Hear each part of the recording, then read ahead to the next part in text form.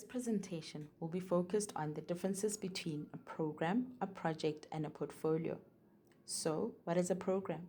A program consists of projects, sub-projects, and activities that are grouped together, related, and carried out in a coordinated manner. The aim of the program is to obtain benefits that would not be available from managing these projects and activities separately.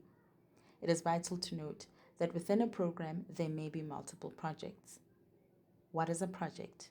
A project is a temporary activity that is aimed at achieving a specific result. By their nature, projects have a clear start as well as a clear end time and may exist as part of a program. To further illustrate the difference between a project and a program, consider the following scenario. The police service in your country aims to provide a high call response rate in terms of quality and time. This is an example of a program. Within the program, there may be two sub-projects.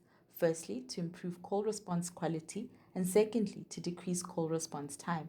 These are examples of a project. The last concept that we will look at is the portfolio.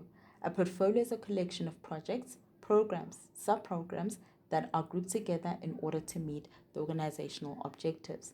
In a portfolio, there are various projects and programs that are implemented. So what are the differences in the benefits and scope of the three concepts? The scope of the portfolio is clearly aligned with the strategic objectives of the organization, whereas the program scope may change, yet remains based on the expectations of the organization. The project scope is specific and is clearly defined from the beginning of the project. In terms of the benefits, the portfolio benefits are in the realization of the organizational objectives, whereas the program benefits bring value to the organization. Project benefits, lastly, provide the attainment of outcomes and deliverables that are clearly defined.